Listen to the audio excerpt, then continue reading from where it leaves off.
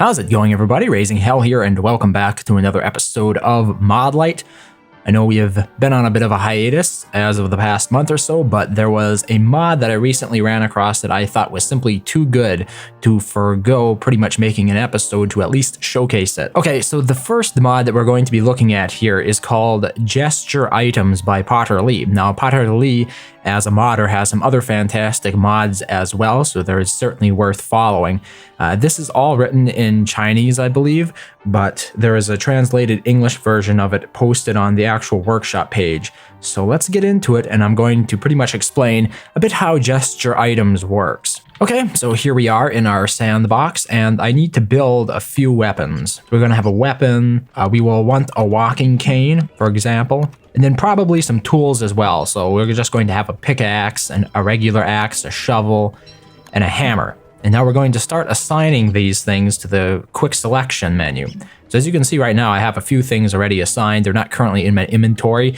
They were assigned the last time I played, when I first tested out the mod. And you can get rid of them by holding down Shift plus the middle mouse button without anything in your inventory, and then it will remove it. So like that. So I'm removing all these items simply by holding down Shift, then holding down my middle mouse button, and then dragging in that direction. So if you're familiar with the gesture wheel, this works much the same way as that wheel does, just a little bit more complicated. So let's assign some of these weapons and stuff to our gesture wheel slots. Well, our gesture item slots. So how it works, we're going to go ahead, select the hammer first. I'm going to hold down Shift, and then I'm going to be sliding the mouse to the left. And then when I press the middle mouse button again, you'll see right there is the hammer. So if I want to equip the hammer, I hold down the middle mouse button and slide my mouse to the left. And you'll see Wilson equips the hammer. And we're going to do this with all the other items as well. So let's put shovel up on top. Let's put the pickaxe on the bottom. And then we'll put the regular axe to this direction. Now, obviously, this is far from optimal because most likely you'd want your weapons located in the cardinal directions and not actually tools. But, you know, it works for whatever you need it for. And then there are a total of 8 different positions. So let's also get some armor. If we wanted log armor and we wanted a log or a football helmet, we can actually assign those to be equipped as well. Same way. So there we have a lot of stuff set up, right? And what this means basically is that whenever you're interested in equipping something that's in your quick selection menu, you can just slide over it and you'll equip it. Equip the log suit. Then we also want to have the ham bat. We also need to equip the walking cane. And I think this is particularly one of the best uses of the gesture wheels. Now we have our walking cane equipped.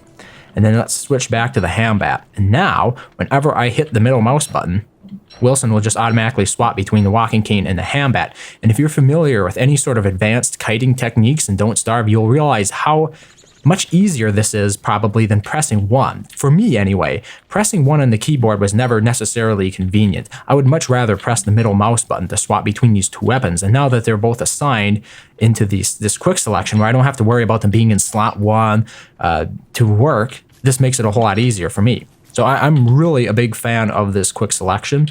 It might have been a better name for it perhaps, but it does what it does very well. And you can even assign things such as foods. So in other words, I have a couple of seeds here.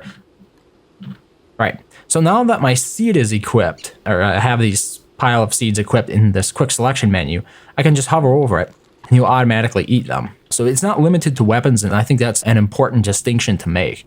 And then if you don't have an item in the slot, the game won't flip out or anything. It's like, only God can craft seeds.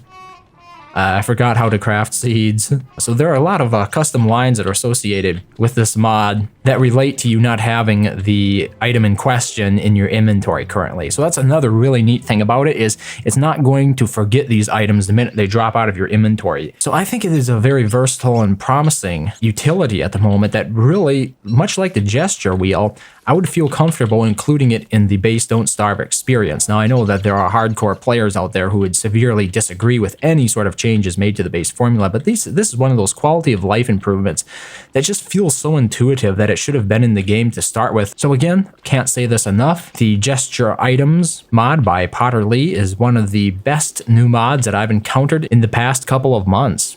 Okay, the next mod we're going to be looking at is called Announce Important Cooperative Actions by RazingHel. I think it shows a lot of promise, but it currently isn't quite there yet.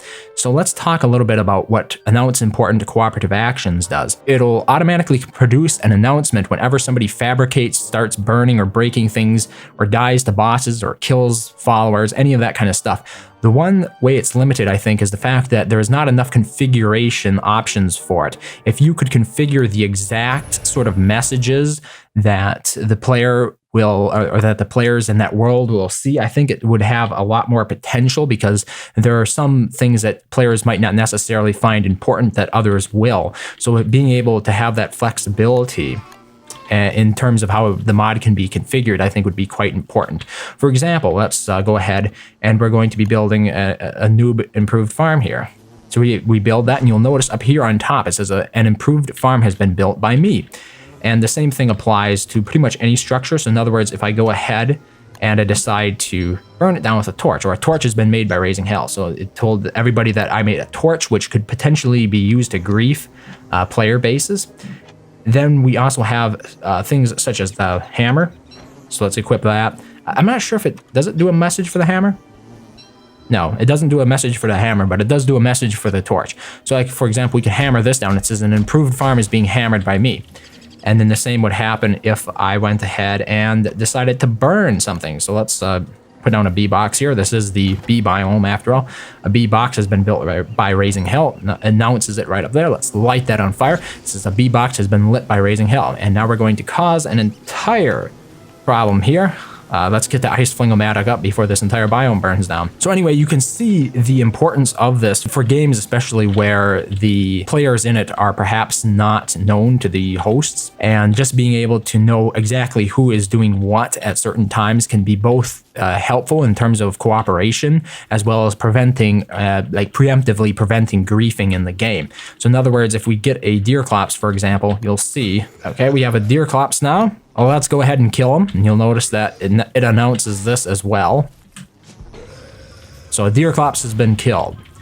So now, like I said, getting into it, one of the biggest limitations of this mod is that there is no way to configure the messages that you get. I think that the mod could be potentially much more powerful and useful if the players themselves, or whoever hosts that world, could actually decide which messages are going to appear up there due to the mod when certain actions in that world are performed. That would basically allow anybody to customize it to their own individual preferences, and a lot of mods actually do allow that, especially mods introduce new items to craft. They'll have different tiers that allow the players who install the mod to select exactly their level of difficulty that they want to see the mod exhibit in the game. So that, once again, is called Announce Important Cooperative Actions by RazingHel. I think it is certainly a great little quality of life mod and well worth checking out. Okay, the next mod we're going to be taking a look at here is called Foilage Hut by pseudonym 404. It allows you to escape the rain, mostly. So let's take a look at how it performs in game. Okay, here we are in game, and what I'm going to do is we need to get a little bit of rain going. So there we go.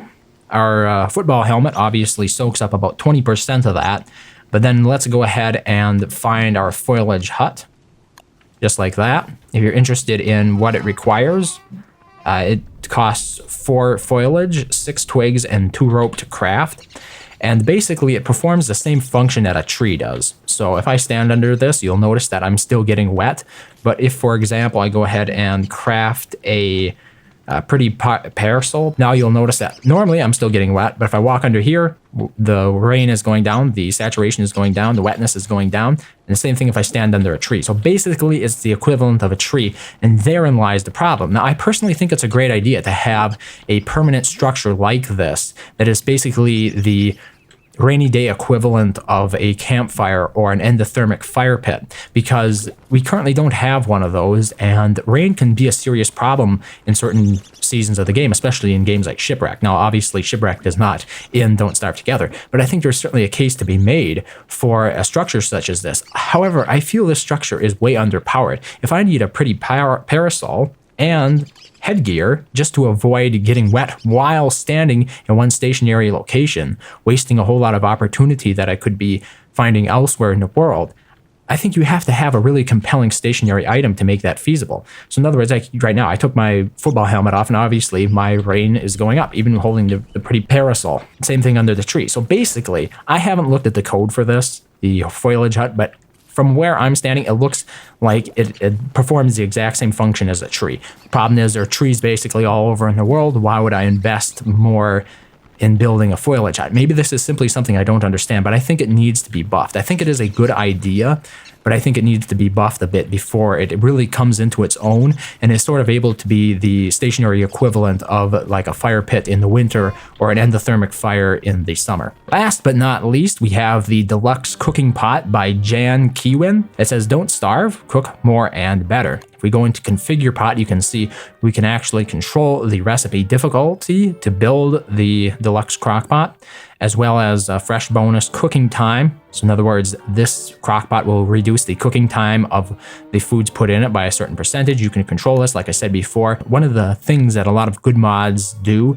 is they actually provide a fair amount of customization for the players who subscribe to them in the mod configuration options. We're just going to jump into it and take a look. Okay, here we are once again. It is almost night, so what I'm going to do is skip around to the next day, and we're going to be building our first deluxe cooking pot. So it's located in the food tab, and the cost of it ranges depending upon what you have it set to. I personally think the hardest difficulty is probably the best given how good this cooking pot really is. So let's go ahead and craft that, and as you'll notice, after finishing crafting this, it is really quality. If you take a look at this unit, this character model, basically, it's not a character model, but this item model, it looks like it really could be from the Don't Starve world. It is very well done, and I was impressed that the mod developer actually did the skin themselves. It is very, very nice looking. But we need some ingredients to actually cook anything, so I've gone ahead and gotten 10 eggs and 10 meat. And let's stick them in here and experiment a bit. So let's give it 4 meat. This would normally cook a meaty stew. We're putting that 4 meat inside our deluxe cooking pot with default bonuses. So now you'll notice, Harvest Crockpot, we got 3 meaty stew from that. So you might be wondering, so well, isn't this a bit overpowered? Well, the thing is, I don't think so. Let's put a couple meat in and a couple eggs in. I don't think it's overpowered because it is a item that is designed for late game use. It is not intended that this is something you can build within the first 10 days, you know? This is going to be something that you grind towards, and in doing so, you're making it so you don't have to grind as much throughout the everyday sort of mundane aspect of things. You can also limit, you don't have to have 4 ingredients every single time. So I could do 1 meat and 1 egg, for example, and this would cook a recipe of its own without turning into mush. These options can obviously be controlled. Obviously that wasn't all that useful, just getting meatballs out of it. The best bonuses you'll receive are when you put all 4 ingredients in, but the thing is, if you want to, you don't have to put all 4 ingredients in. And like I said, given the cost of this recipe, I think there's certainly a case to be made that this is sort of the late game quality of life improvement sort of items that Clay should have put in the game, because you reach a point where the game becomes too grindy and too much. You really don't have to worry about food anymore, but the problem is food takes so long to prepare that then players sort of end up cheesing it by simply eating stacks and stacks of honey or some very easy commodity food that is available to them. And I think simply by introducing more efficient sort of upgrades of existing item entities like the crock pot would go a long way towards expanding that end game for much longer and allowing those players to waste less time grinding towards a certain goal and actually going out there and having fun and exploring the world, challenging some of those very difficult bosses, and so on. So in my opinion, the Deluxe Cooking Pot certainly has a place in the Don't Starve universe, but that's just me. Anyway, this has gone on long enough for a regular DST MODlight episode. As per usual, all of the links to these mods and their wonderful creators will be in the description below. Feel free to check them out, and if you enjoy them, make sure to thank those who took the time to make these mods. Otherwise, thank you very much for watching, and I hope to see you next time.